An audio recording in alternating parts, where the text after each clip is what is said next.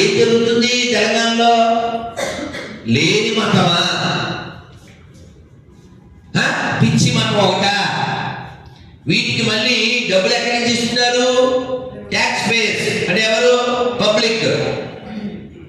Democracy అంటే ఏంటండి? For the people, by the people, of the people. దీన్ని కొంచెం మార్చినట్టుగా ఉందా? BUY by. ఆ బై లేదు ఇక్కడ. ఫర్ లేదు. ఆఫ్ ఇంకో ఆఫ్. అది కనబడుతుంది కదా, వినబడుతుంది కదా.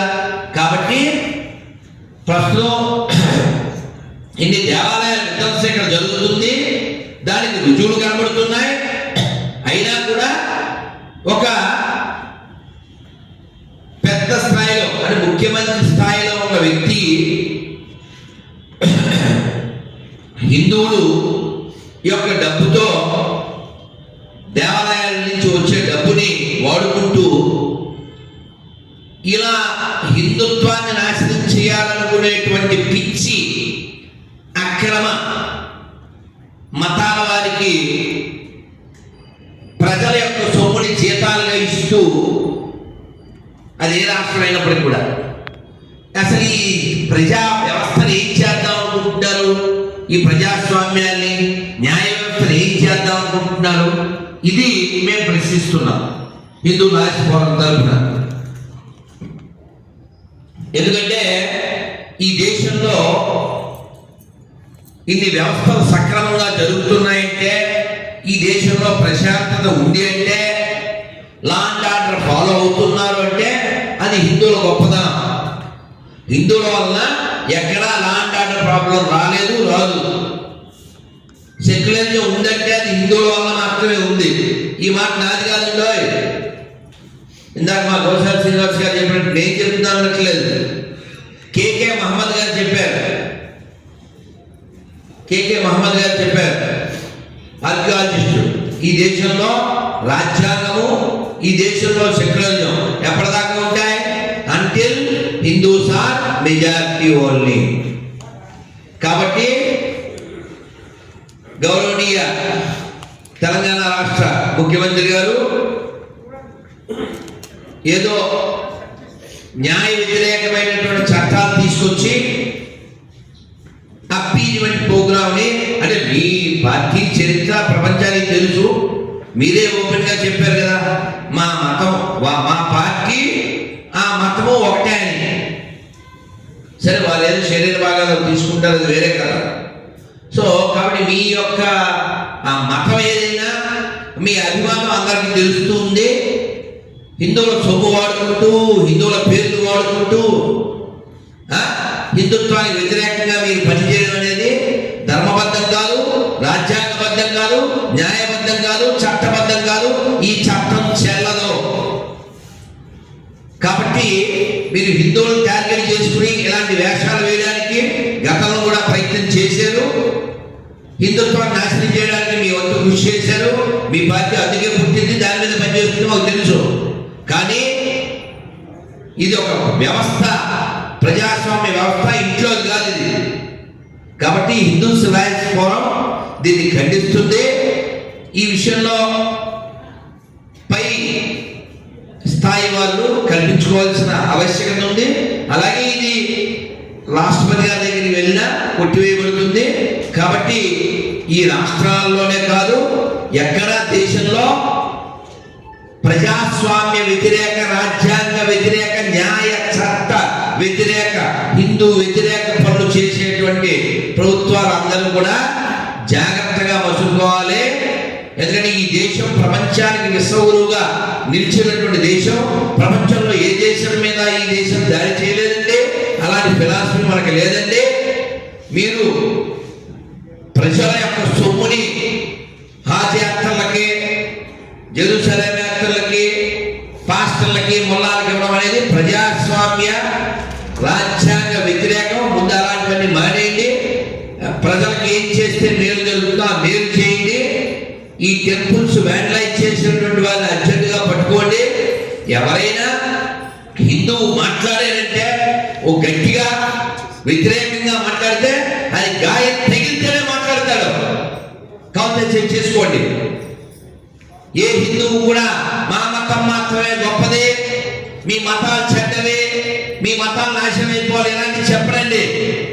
కానీ ఇళ్ళ దగ్గరికి వచ్చి, గుళ్ళ దగ్గరికి వచ్చి, ఇదే తెలంగాణలో మీకు గుర్తుందో లేదో 3 ఏళ్ల క్రితం దీపం పెట్టుకుంటే ఇంటి ముందు మతం మారినటువంటి ఒక ఆడగొల్లే కాళ్ళతో ఆ దీపాలు తన్నేసి ముగ్గులు తన్నేయడం జరిగింది.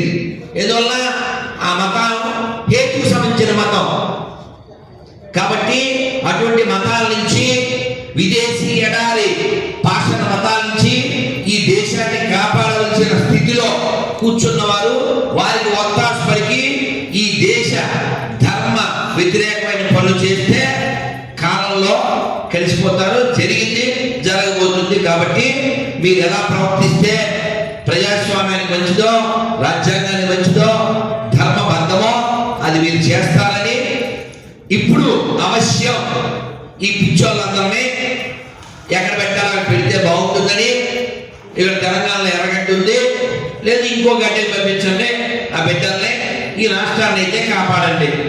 ఎందుకంటే మా రాయ శ్రీకృష్ణ గారు, మా పూజ్య స్వామి శివస్వామి గారు ఆల్రెడీ చెప్పారు.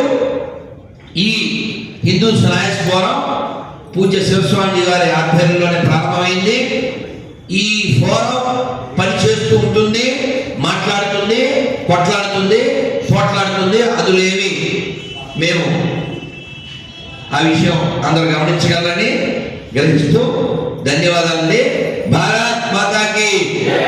మీడియా మిత్రులు, పత్రికా మిత్రులు మేము చెప్పిన దాన్ని అర్థం చేసుకుంటారని, ఈ విషయాన్ని ప్రపంచంలో తీసుకెళ్తారని, వారి యొక్క మనోమయ ప్రపంచంలోంచి ఆ చట్టాలు చేసేటువంటి మన చుట్టాలందరూ పిచ్చోళ్ళని అందరినీ కంట్రోల్ చేసి ఈ తెలంగాణ రాష్ట్ర వైభవాన్ని కాపాడతారని కోరుకుంటూ భారత్ మాతాకి జై శ్రీరామ్. ధన్యవాదాలు. ధన్యవాదాలండి శ్రీ రాధామోహన్ దాస్ స్వామిజీ గారు, శ్రీ శివస్వామిజీ గారు. Hindu lawyers forum Telangana governor గారిని కలవడానికి అపాయింట్మెంట్ కోరుతున్నది. ఈ చట్టం యొక్క తేబోతున్నటువంటి ఈ చట్టం యొక్క విష కోరలు ఏమున్నాయో మీకు ఎక్స్ప్లెయిన్ చేశాం. ఈ విషయాన్ని మహారాజశ్రీ తెలంగాణ గవర్నర్ గారిని పూజ్య స్వామీజీలు అపాయింట్మెంట్ తీసుకుని కలుస్తున్నారు.